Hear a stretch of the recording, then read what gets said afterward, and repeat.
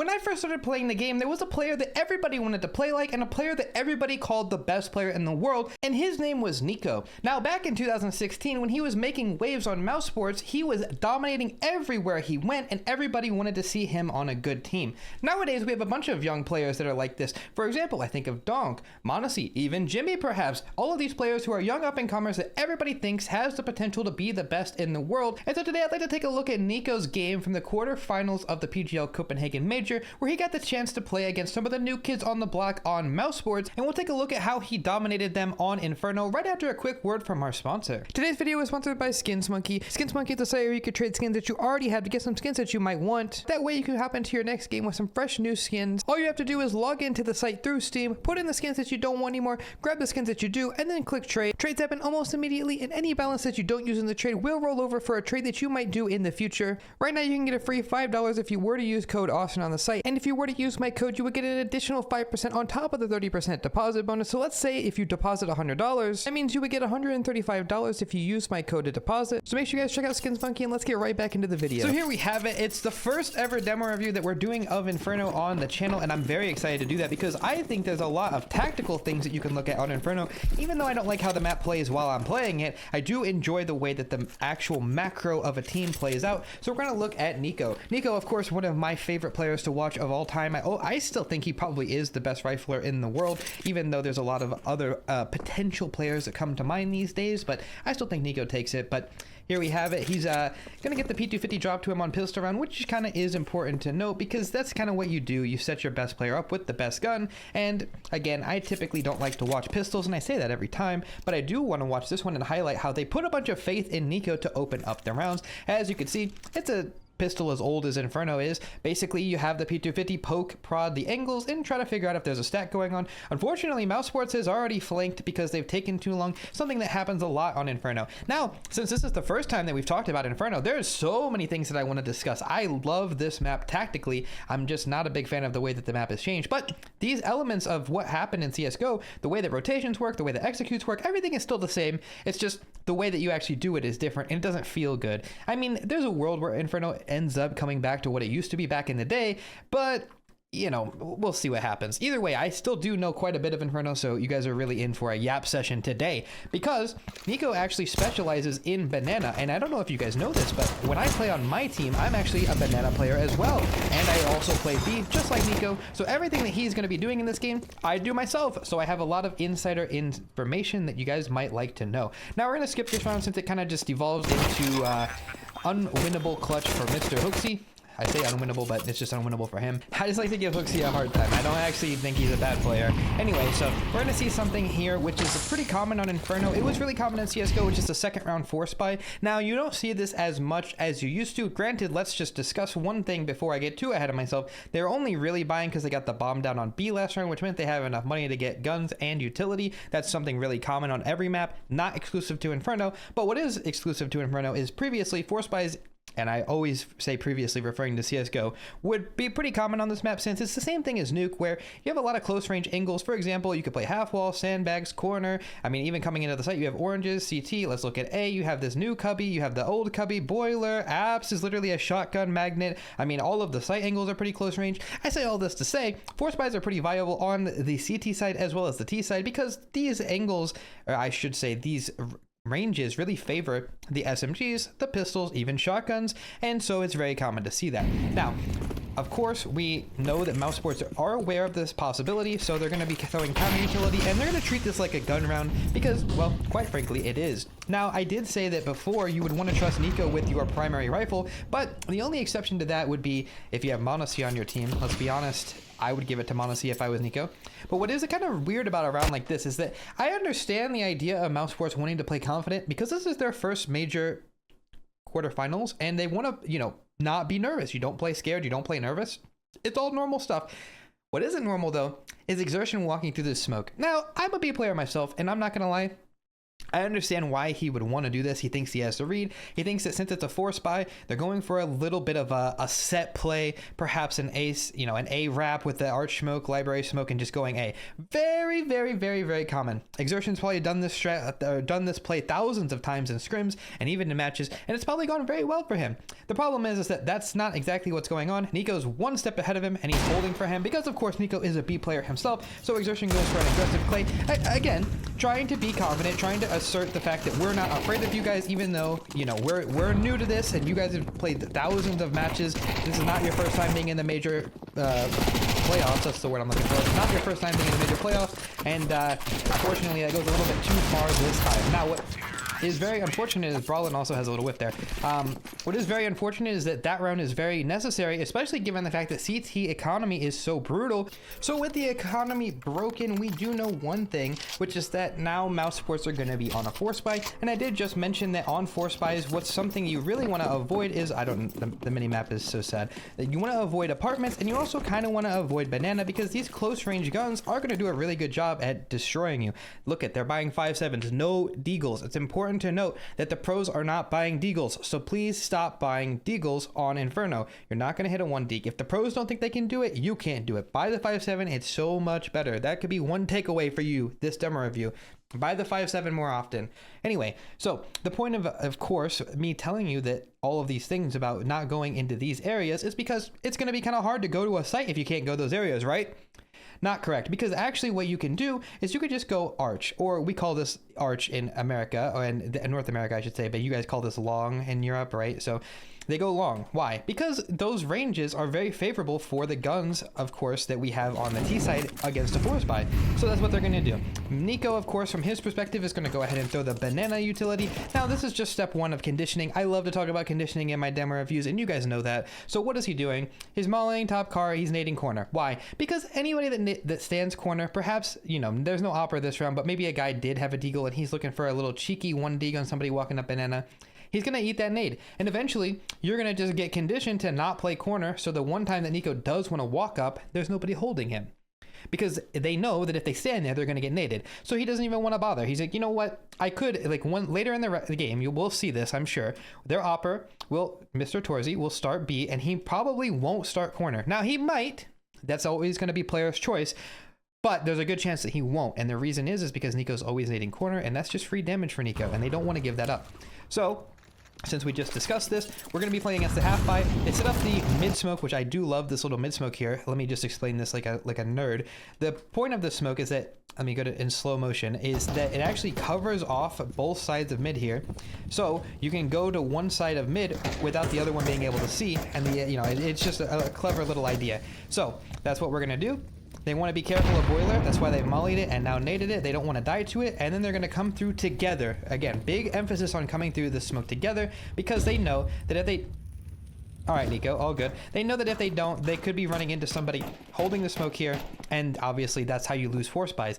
And I say, you got to be careful, because this round is already starting to get a little out of hand. It's a 4v3 situation, and they know that the hit needs to come in immediately. To be honest, if you were to just freeze the round right here, I would tell you that Mouse Sports probably has a 75% chance to win this round. I know the radar is broken, but they have Jimmy on balcony, they have Shui backside, and they have another player, Moto. It's not looking that good if you're a mouse fan, sorry, a G2 fan at this point. Unfortunately though, again, like I just said the other day on my Twitch stream, which by the way I stream every day, if you guys are interested, come check it out, twitch.tv/AustinCS_, links in the description. But like I just said on my Twitch stream the other day, the backside box might as well not even be an angle anymore, because anybody that plays there just gets wallbanged. It's just not fun.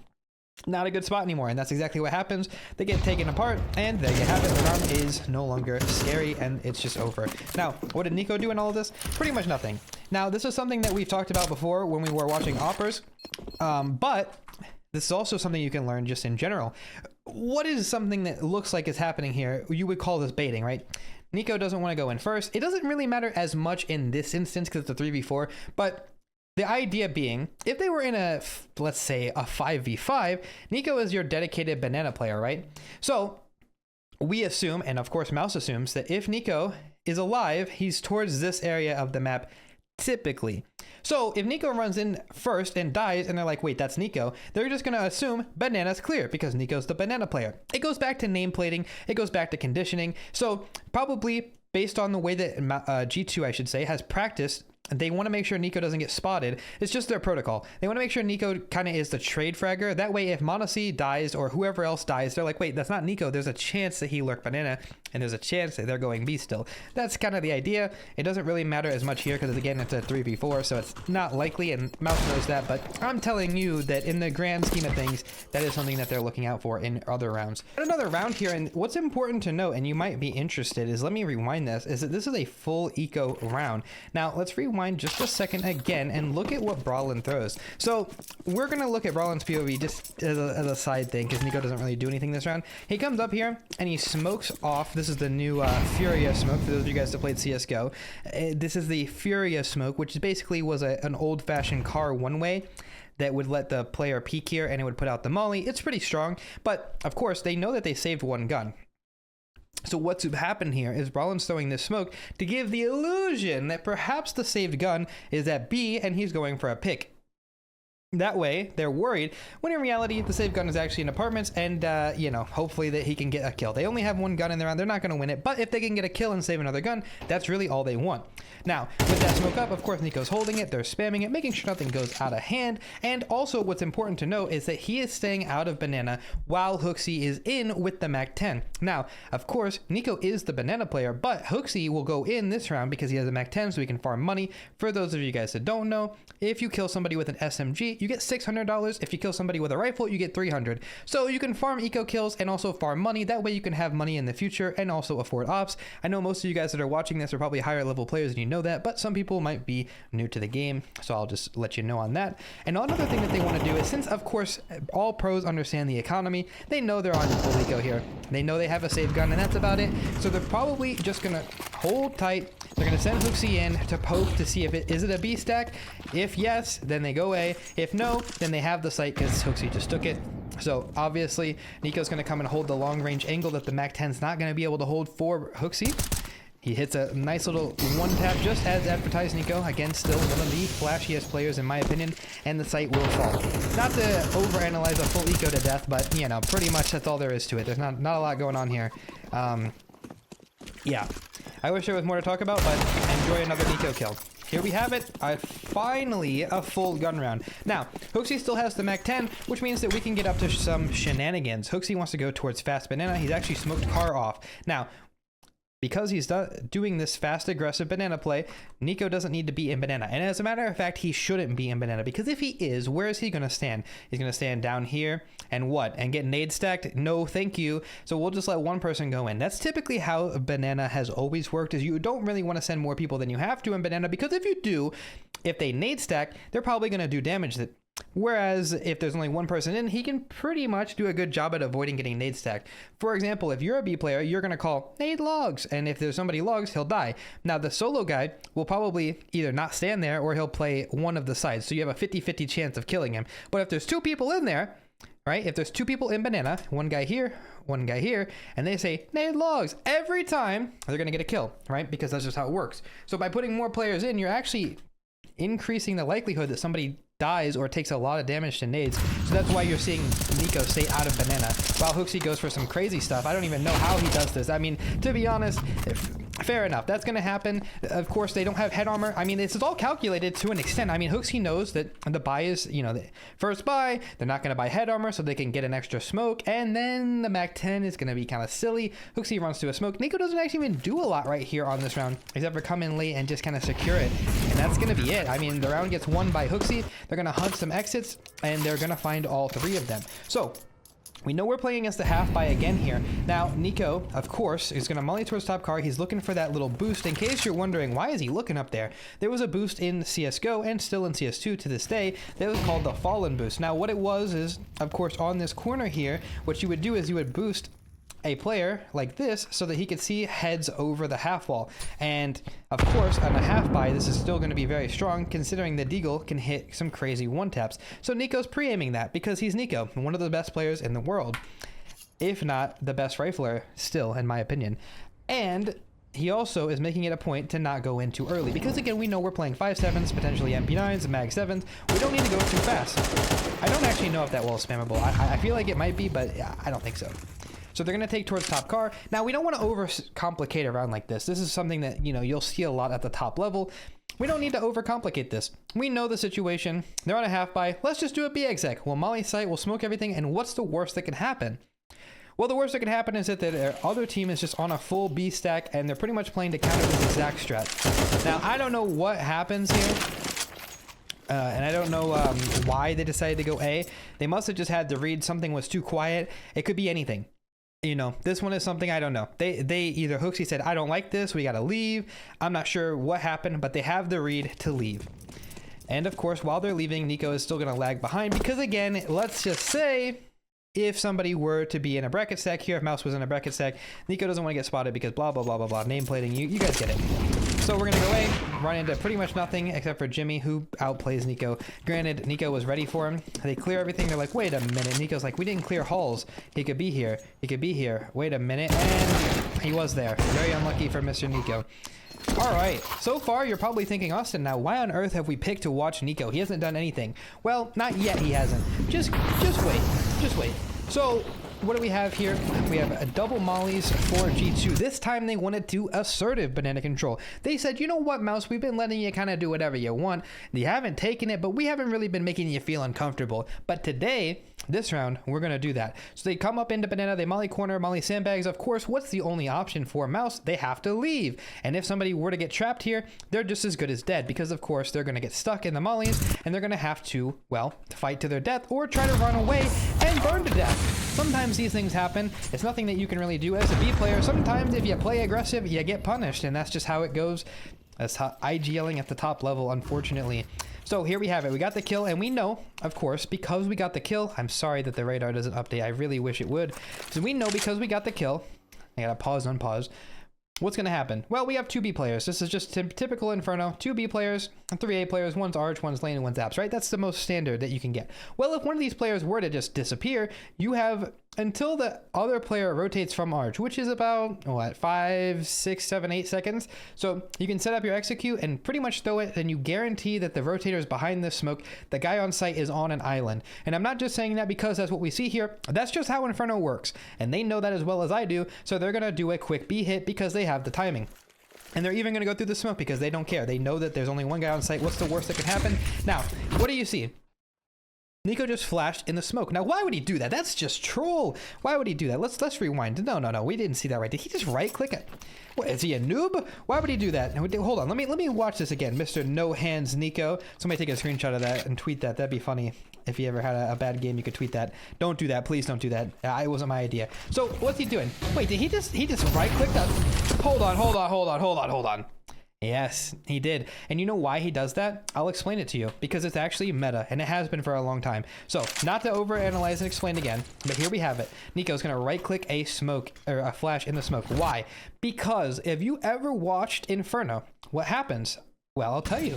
What happens is, when this smoke is fading, people will play in front of it and kill people running through it. So by throwing this flash, anybody that would be holding the smoke like this will get blind, and then NiKo can run through and kill you. But more importantly than that, NiKo can just send it through the CT smoke because that player got blinded too, and he gets a free kill. And oh no, now it's even more dank. Why did NiKo do that? Well, it was probably set, you know, by design of the strat. But why did he push like that? It's because he knows the rotator's coming in and throwing support utility for the only site player. The only site player is, again, on an island. So Shui's going to come in and throw flashes over for Barlin and be, I help you, I'm Molly, I smoked, I naded, I did everything, I flashed. And while he's throwing all this utility as the rotator, NiKo just says, I'm a B player too. I know how this goes. I'm going to run right through the CT smoke, kill the rotator, and now Barlin's on a super island because now the closest rotate is literally so far away. Nobody's going to help him. He is quite literally in a 1v4, and they're all running at him as fast as they can. And there's nothing he can do. There's literally nothing he can do. Look at this. I mean, NiKo is smoked off by the coffin smoke, but it doesn't even matter because once he recognizes that Barlin's in pool, he just comes through. He's had enough. NiKo wants to win this major. Unfortunately, spoiler alert, they don't. But he's still, you know, that's the mentality that he's in this. They want to win. And so there you have it. And now, unfortunately, no choice but for Toysy to just save the op. Wow, what a round. Things are starting to get exciting now. So, Whew. Let me take a breath. That was getting exciting. I was getting a little worked up like I was a commentator or something. All right, so what do we see this round? Now, what is very common, as what we just saw, is for NiKo to just throw this top molly and then kind of go somewhere else. There's a little lineup for you. Doesn't do any damage to you or negligible damage, and you can clear the mid smoke. Molly is fading, so now we can address it. So it's just typically you molly here, you can kind of do whatever. Once the molly goes, now we have to be kind of on standby for anybody to come down.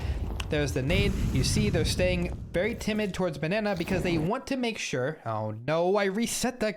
I hate when that happens.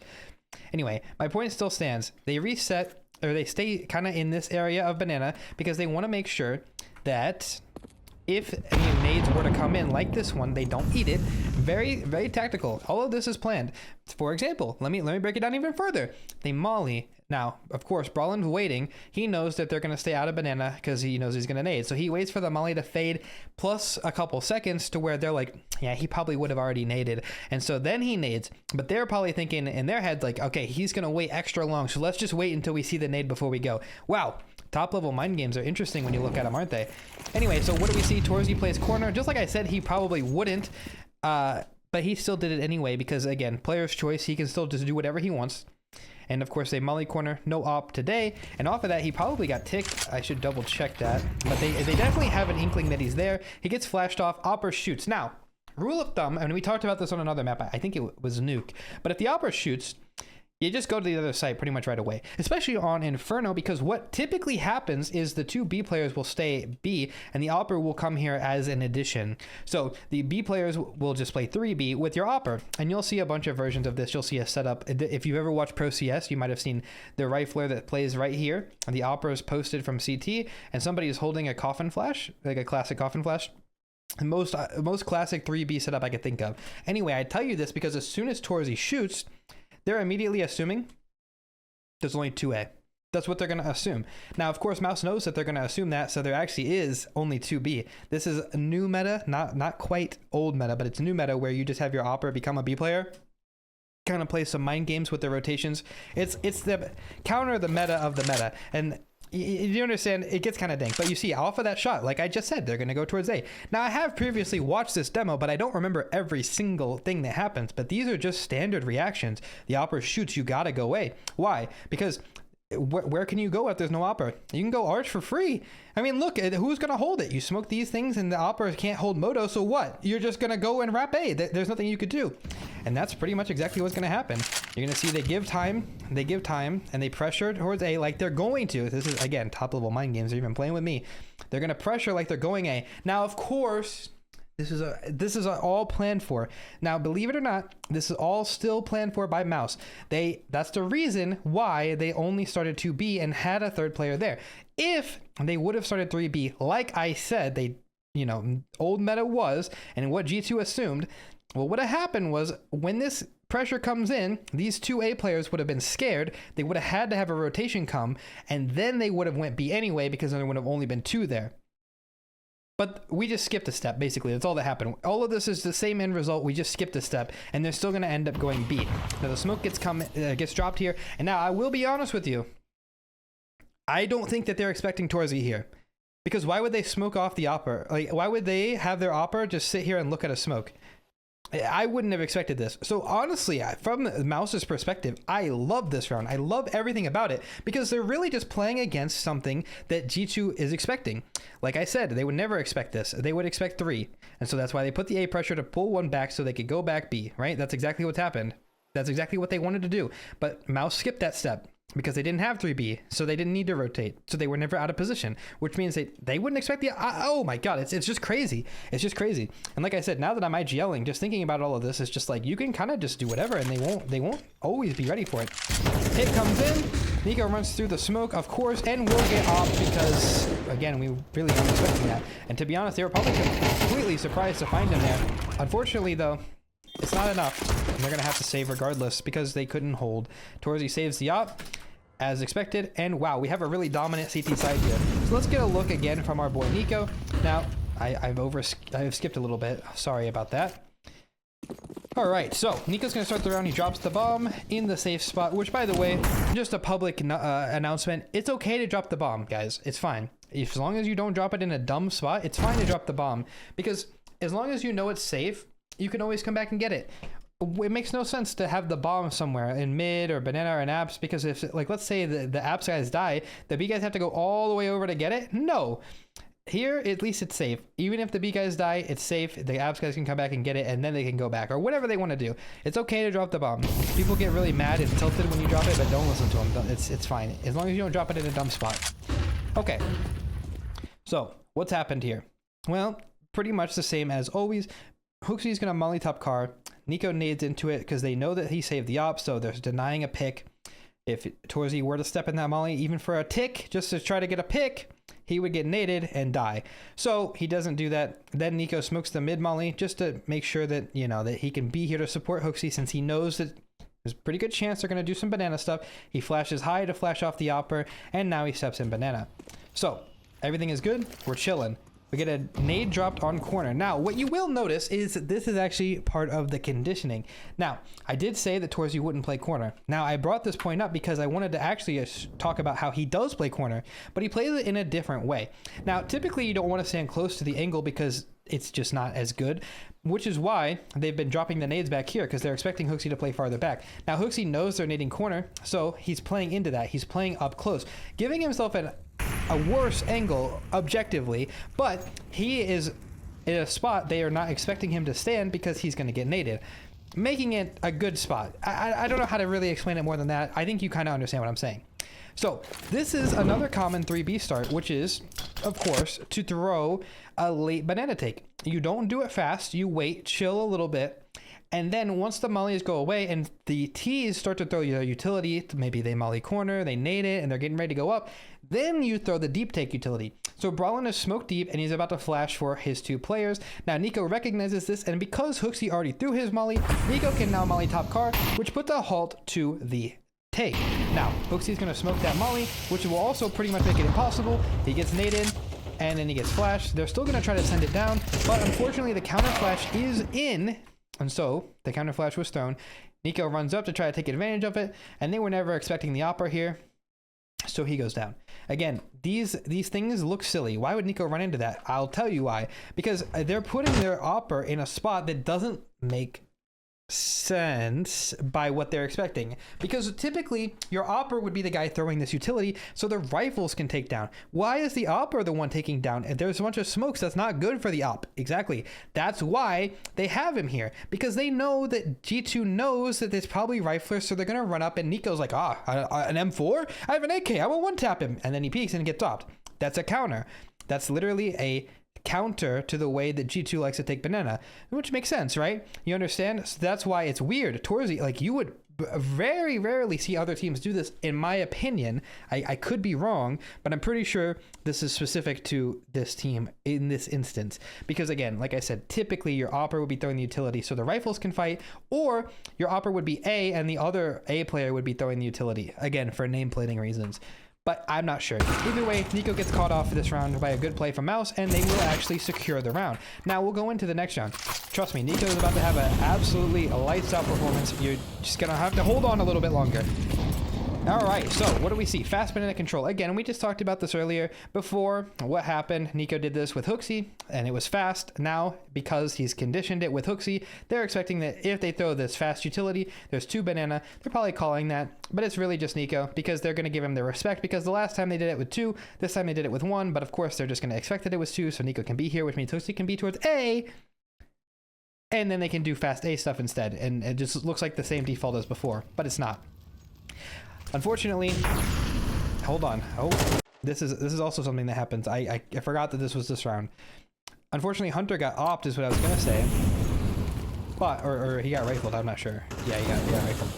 So what happens is when you take fast banana control, you set up this coffin flash play. Now you've probably set this up in your pugs before. So what happens is somebody stands coffin, throws the most easy flash in the world. This guy comes up close and peeks anybody that's top car, catches him off guard with the coffin flash.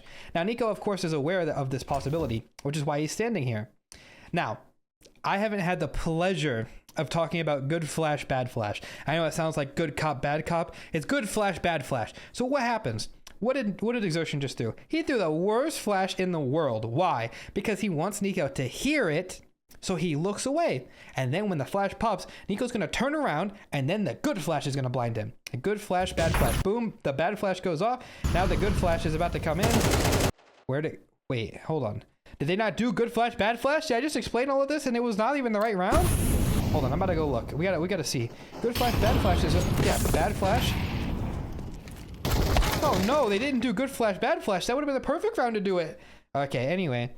Blame F talked about this a long time ago in a podcast. The good flash, bad flash thing, like I said, the concept is still there even though they didn't do it. You throw a bad flash so they hear it, you turn away, and when they turn around, that's when the other flash goes off, the one that they wouldn't hear, and then they're blind. So you throw 2 flashes, but it guarantees that the person's blind. It's pretty good play. All pros do it. They didn't do it this round because, you know, they just didn't. I don't know.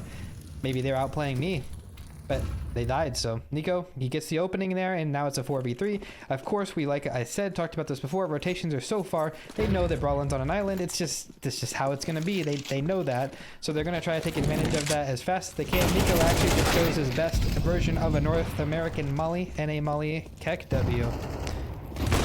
And the round will fall apart after that.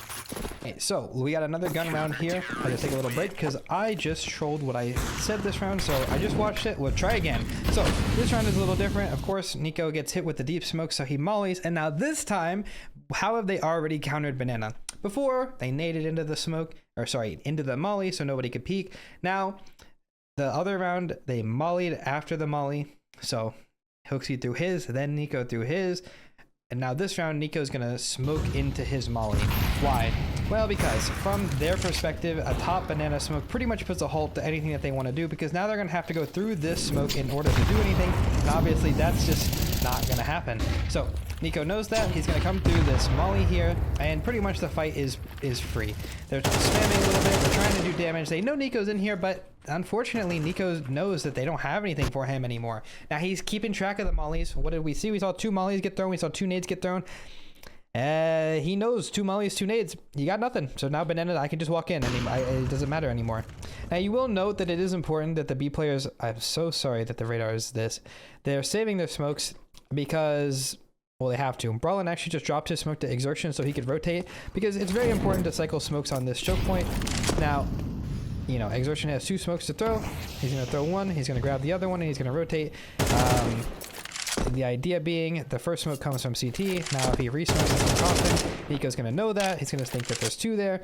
And there is 2 there now, but if Brawlin would have stayed A, there would have only been 1. And it's just a small little trick there for a B player. Now, NiKo going for this, just making noise, trying to buy a little bit of time for his friends to walk through the arch smoke. You know, it's obvious. He's spamming. He's trying to distract them, trying to maybe get a cheeky kill. I mean, it's not uncommon to see somebody get killed by these spams, so it's still good to go for it. And off of that, of course, they try to walk through the arch smoke, and it doesn't end up working out, and it leaves NiKo in a not so unwinnable 1v3. He's got a pretty decent chance at winning it. Granted, they know he has to be arch or, well, mid in general. Finds the first one onto Exertion. He does do a little bit of a step fake there, which I do like. Unfortunately, he would never expect this in a million years, and he will go down. So, not a bad half so far for both teams. Looking pretty solid, especially if Mouse were to get this last round. And they know that, so they want to make sure they play it safe. So we see the molly and the smokes get thrown. Now again, fast banana control stuff is in. Sandbags molly with a corner nade, another molly, just in case they try to do for that coffin thing again. Now remember, based off what they did earlier, the coffin, you know, when I did the good flash, bad flash talk, even though they didn't do it, they know that that's something that they want to do, so they keep the corner molly to keep them back. And now this round, they're going to challenge a little bit. So they're going to throw a flash for NiKo to fight. Now, this isn't a hit. Now, it's very easy to see this and go, why are they doing that if you're a new player? So they throw up, like, this happens all the time in Inferno. But they throw the God Flash, and they blind off the CT angle and the coffin angle. And this allows you to walk in and take pretty decent fights versus the players on site. Because coffin is a pretty good fight for you. Like, all the sight angles are decent, pretty much, as long as you don't go past this line. All the sight angles are decent, and the CT guy, in order to kill you, would have to step out to kill you, which would expose him to another person. Now, it's again common to throw this, having the opper post CT and then having their rifler peek out at the same time, and you're crisscrossing the sight, right? So that's not happening here. It could happen in the future, but they're setting NiKo up. Now, NiKo did get past Brawlin because Brawlin was blind, and Exertion will go down because of that. Now, Brawlin will try to trade NiKo because, well, he's in the open. He's going to step out, and NiKo, he's gonna get both of them. It looks silly from Mouse's perspective. How could they possibly just die to one guy? But when you realize that it actually kind of makes sense. I mean, it's just an unfortunate situation. And they also did molly. They were trying to retake. They mollied this, and of course, they G2 guys just smoked this molly. They wanted to force somebody in the open to fight him. It was all by design, but NiKo was just a little bit faster than they were expecting. Gets the first, gets the trader, and the round is just over. Now, this is not something that NiKo, I mean, he could have called for a play like this. I mean, based on how they were playing Banana, he said this will work, but more than likely, the IGL sets up a play. He says, NiKo, I want to flash you in the B this round, get ready to take some fights. And so he does, and the round is just converted off of that. Now, NiKo will get one more, and it's as good as gold for two more, actually. Picks up the op. Ta-da, that's T-side wrapped up. Now, here's the fun part is getting to talk about CT side. I love CT side of Inferno. Even in the new Inferno, I still think it's a lot of fun until you play it. I don't think playing it's fun. I think watching it's fun, though. So what do we see? Classic 3B on pistol. Nothing crazy. They're just going to go for an A hit. Hunter's hitting some shots. And pretty much it's going to get left into a 3v2. I know I skipped a little bit. But NiKo's going to sit behind the moto smoke. The lurk smoke did get thrown in as well. He's going to jump in, looking for kills. Using it as I see a lot of content creators and casters still calling those one ways when you're standing above a smoke. I don't think so. I want to say it too. It seems like you want to just say that that's a one way. It's not though. They can see him. We'll call them off angles, smoke angles. I don't know. We got to come up with a term for that. In the comments below, let me know. What are we gonna call this? Because they're not one ways anymore. Are those smoke angles, smoke off angles, lurk smoke? I don't even know. Anyway, NiKo gets the 2 kills on the pistol, looking crisp as ever.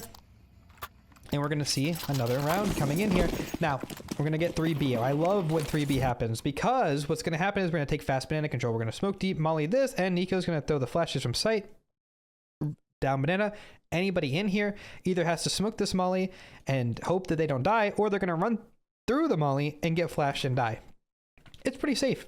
The only way that you can die here is if you're standing in, or CT's perspective, is if you're standing in banana and get spammed by the guy bottom banana, or somehow if Brawlin just kills everybody, but that's not going to happen. And there you have it. Ta-da! Banana control is taken. My apologies on this. They actually did throw 2 mollies, so 1 molly deep, 1 molly super deep, so nobody could even spam them. That was why it was even safer. Nobody can spam them because the molly is standing there. That's a little 5-head actually. Back in the day on CSGO, not that you guys even care about this, but there used to be a strat where you would molly all of banana. So you would molly both sides. You have a mid player molly deep, like from mid, and then you'd have a molly here, and then you would also molly here. And basically you would have all of banana for 3 mollies. It was kind of cool. That was something similar that we just saw, except they threw the molly deep from banana and then this one so nobody could spam them. Yeah, kind of cool. I like that. They isolated the banana player. See, I just learned something too. I mean, I guess I didn't learn it. I was reminded. All that's to say, pretty much after banana control gets taken, it's a very similar theme as what we were talking about before. NiKo's the B guy. He'll very, very rarely rotate, almost never, and he's responsible for being here. They're going to leave him. They know nobody's banana. NiKo can safely jiggle. He doesn't have anything except for a smoke, but that's fine because if they were to come B, once they spot him, he's going to leave. Once he gets back to here, he'll jiggle again, and if he sees them, he'll smoke it off and buy time for his rotates to get there. Plus, it's NiKo. You know he's probably going to get one. Now, it's pretty safe. All B players do this. It's nothing special other than he's just making sure to not overextend until he knows that the bomb is trapped lane, and now he starts to activate. Easy peasy. Now, something that you might find interesting is that NiKo is typically the support player for Hooksy, i.e. he's throwing the early utility so that Hooksy can go fight banana, maybe get one, and then if he dies, it's okay because NiKo's still alive. It's better than sending your star player down, and if he gets one and done, then Hooksy's alone. We don't want that. If you're concerned on if this is just a G2 thing, it's not. Kerrigan also does this for FaZe. He runs down banana, goes crazy, and then he leaves his B player, which was Rain previously. I think it still is, but I'm not 100% until I gotta be reminded. I haven't been watching a lot of FaZe Inferno, but yeah, he would run down and leave Rain alive, and then if Kerrigan died, then it's okay. And the same thing here, if Hooksy dies, it's okay, because you still have one of your best players alive on the site, so it can't really get that out of hand. Not a lot to really say here. They know they're playing against the half-buy. They're just going to cross all their T's, dot all their I's. They're going to spam the smoke. There's nowhere for any Tech 9 to get them. If they get banana control, it's pretty much as done as it can be. NiKo's going to get boosted up on the half wall here. And then actually, while we're at it, you can learn this really cool jump spot that HooXi's doing, where he's peeking and jumping. He cannot get 1D. It's almost impossible. And as soon as he sees him, NiKo steps out and promptly executes him. So that's a cool little detail that you should probably take for your own game. Now, Mouse is going to call a timeout, and off of the back of this, we're going to see some good stuff. So fast banana control is thrown. Now that's what it looks like what G2 is doing. They're going to double nade right away. Anybody that's stuck here pretty much will die. They naded here, by the way, so anybody that was going for a peek will die. Double mollies are in, and NiKo is forced out. And obviously they're going to hear that, so they're going to know they have banana control. And off of this, pretty much you're going to see NiKo have to play sight. Now, the unfortunate thing that happens is that the molly will be lost. So NiKo's molly is now, it's gone. It doesn't, he can't get it back, and they didn't get anything with it. HooXi's going to throw this molly to delay. Now they're going to get ready to go up and retake here, which I actually like the flash in the game. He has a pretty decent chance there to die, but he somehow comes out on top. HooXi backs him up, and then NiKo will live, drops that smoke that he still has. Now it's important to note that if NiKo were to die, HooXi would be absolutely screwed, but he doesn't, so we got lucky. And yeah, so what did we just see? I'll break it down. Basically, they wanted to retake, so HooXi mollied off here and basically made it so that, you know, he threw the bad flash, makes him look away. NiKo peeks. This spot on top of the half wall actually is anti-flash because there's a little clipping of a roof there, so you won't get blinded. I'll show you what I mean. Brawlin is number 7. No, that's not 7. He's number 2. Yeah.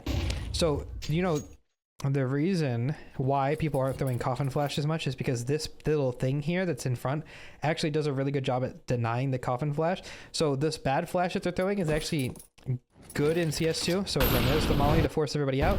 Here comes the bad flash. I call it the bad flash, but it's still good. The bad flash, of course, being thrown to still blind this spot. And it does a pretty good job. Just a small detail. I didn't mention that earlier because I actually forgot about that. But yeah, that's why people play up there. It's a really strong spot. Play up there. You'll get a bunch of free kills. Anyway, so we're here again, and pretty much it's just going to be as simple as can be. They have a man advantage. NiKo's going to play on top of oranges. He's going to wait for the hit to come in. They really don't have a choice. They know it's a commit, and they know it's a commit so much that m0NESY is already here throwing support flashes. So do you see m0NESY is on the radar? He's holding flashes. As soon as the hit comes in, HooXi's coming through this smoke. NiKo knows this is the plan, so he's going to play anti-flash. Here's the flash. HooXi comes to the smoke, and there he is. He comes to the smoke, and he gets 2. NiKo didn't get any off of the flash, and now m0NESY's alive on the rotate. Pretty much, there's nothing that they could do. m0NESY's going to try to go for a spam.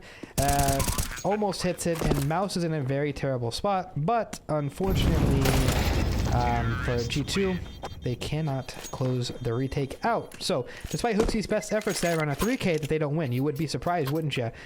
And yeah, G2 will lose a round.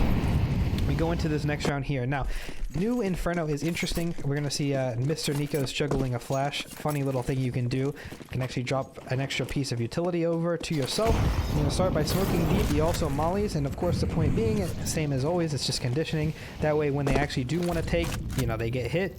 Now NiKo's going to nade. It's just all pretty standard stuff. He's going to get close. HooXi set up a flash for him, and ta-da! There he is. The man himself steps out and gets 2. Now, previously, this really works because they haven't done anything like this before.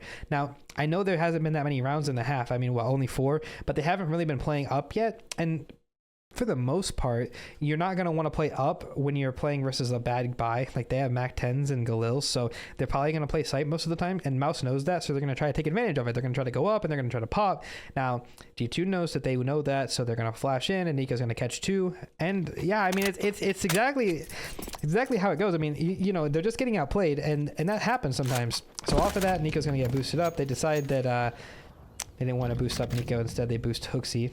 Get him a couple free kills, why not? And they're just going to end up going A. They tear the round open, leaves Jimmy in a 1v2. Now, we did a Jimmy review before. Let's do one more. Jimmy knows that he's already got 2 kills in the round, and they probably have a good chance of knowing where he's at. So he's going to pick backside because he knows Pit sucks these days. Pit is going to get mollied, and he's just going to die. So with 28 HP, he has to pick a safe angle. Backside's not bad. Now, the bomb is actually planted for Arch, and once these moto smokes fade, they're going to maybe think that there's a chance you walk through the moto smoke. Very common. Now, because of that, this spot is good, and the molly that that NiKo just threw is to molly cold and the top of cold and the pillar. It doesn't molly the backs of sight here, and that's intentional. That's fine. That spot's not the hardest spot to clear. Now, let's flip back to NiKo. I love the spot from Jimmy, but of course, NiKo, he knows that that's possible. He actually misses the smoke here. Things get a little out of hand. Wait a minute. Did Jimmy just clutch this round? Unfortunately, for G2, he did. My GOAT, Jimmy. Unfortunately. Unfortunate for G2. I'm telling you, man, this kid is on something. Even in the game that they lose, he still looks insane. He basically just won a 1v4. Did you see that? What a guy. Unfortunately, again, I say that word too much in these demo reviews. Unfortunately, G2 will lose that round. I mean, what are you gonna do? I mean, he only has 11 kills, but it's Jimmy, man. He's a monster. Anyway, off of the back of Jimmy's heroics, G2 is going to get forced onto a full eco. Of course, NiKo has a deagle, and previously, maybe even still, NiKo was known as the best deagle player in the world, so a round like this could easily get out of hand. Luckily, Mouse picked correct. They went to the site the stack wasn't at, and we're going to basically have a round. Now, luckily for G2, the money wasn't too bad, and they're going to be able to buy with everything. m0NESY has an op. G2, of course, will be happy about this. However, there are some compromises. So, the effects of Jimmy's clutch still coming through here. NiKo only has a molly, no smoke. And Hoaxy doesn't even have a molly. So, NiKo's going to play sandbags here.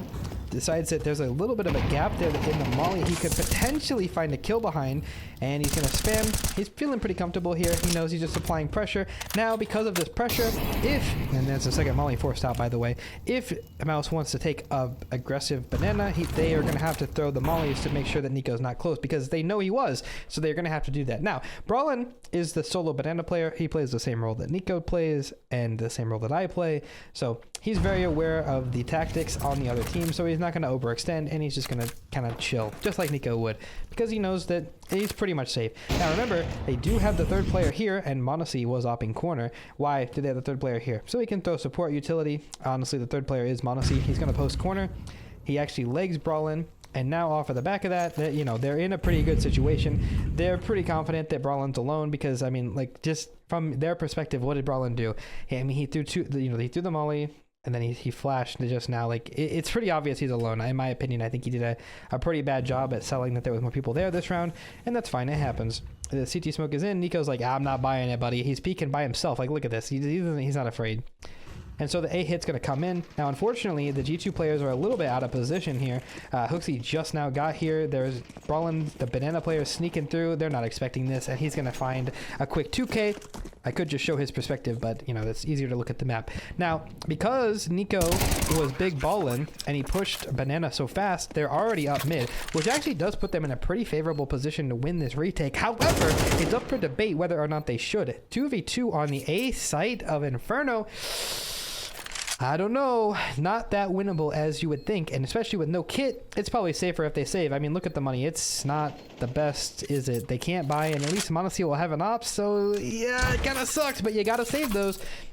You gotta save those. We're gonna get a couple of drop guns over to the boys and drop pistols, 3 smokes, and again, Inferno's a map where your IGO will literally say, all right, boys, make sure you buy a smoke because we need them. NiKo's gonna drop the smoke over to Hoaxy because, like we said before, it's important to cycle smokes on this spot late in the round, and NiKo will take his gun to A. Now, why? Well, you guys could probably fill in this why for me at this point, but because NiKo is a B player, and they know NiKo saved, it's a pretty good chance they're expecting NiKo to play B with the saved AK. So this is pretty simple. So instead of playing B, he's going to play A with the saved gun because NiKo's a B player. Now, this isn't the most revolutionary thing in the world. A lot of people do this, but it's just important to note this is one of those things where, you know, it's just people know where they play. At the highest level, people will just say, well, I'll play B anyway because they're going to expect that do this. And then now the reason he's going A is because they're expecting that he thinks that they're going to expect it. And so he's going to play A. And then, oh my God, it's really just a 50-50 at the end of the day. It always was. Anyway, so he's playing in this new cubby. Things are going to be pretty slow. They don't have any utility. So they're basically just going to stand in position. Of course, NiKo finds his. Hoaxy gets spammed through the smoke. But wait, this is where things get unfortunate. I said it again. That's my favorite word in demo reviews. Here it is. Hoaxy gets spammed at the same time NiKo gets a kill. All of a sudden, ding, ding, ding, ding, ding, ding, ding. A B player is at A and other B player's dead. It's free.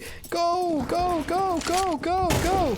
And there they go. There you have it. NiKo's going to have that kill. Now, unluckily for Mouse, they actually will lose this round. The nade, it did a good job at exposing where he was. NiKo steps up, almost gets to 2K, and the retake, it hasn't even started because the bomb hasn't gone down yet, but they're in a terrible position. That nade hurts, by the way. Next is going to get his. Rollin is in a unwinnable 1v3, and there you have it. Even though things went really well for Mouse, it still wasn't good enough because NiKo made the difference. He got that kill in mid and immediately got boosted up at B and got the other kill. Now, off of the back of this, since they just played 1B, now it only makes sense to play 3B and send it for fast banana control.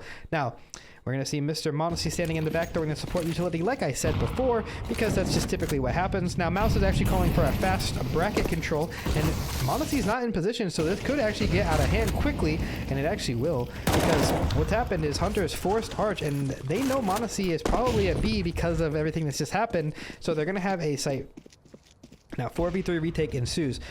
Now, pretty much a retake like this looks as simple as it is. So, Modesty has a molly and a smoke, and so does Hooksy has a molly. So they're going to want to try to drop a molly in sight, and if they can, they're going to try to drop it in pit, but not before. They want to make sure that somebody is in towards lane to receive the kill.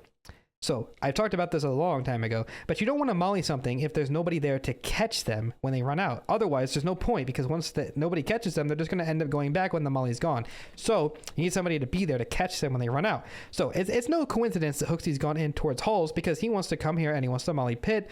Modesty's in library because he's going to end up mollying site. This is all intentional where they're standing.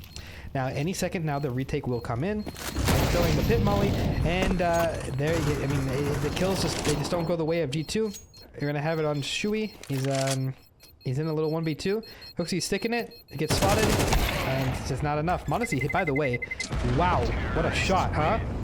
What a shot. The kills basically just don't go the way of our boys on G2, and the round will be won. Now we have a, I would say, it's a fine buy, 2 MP9s, and, well, to be honest with you, if NiKo buys an MP9, you can only expect one thing is about to happen, and it's fast banana control. So Modesty steps over here again with the op. You're going to do this fast banana control, or at least early. It's not instant, but Hooksy throws the molly. They're coming in. Modesty throws the flashes, and, again, small detail, Hooksy runs through the smoke to go catch everybody in banana. Now, when he does that, NiKo could go with him to trade, but he knows, because NiKo is also a banana player, that if he does that, there's a good chance that Hooksy will have a timing happen where somebody walks through the smoke while Hooksy's down there. So instead of NiKo doing that, NiKo stands here and he waits for somebody to run through the smoke.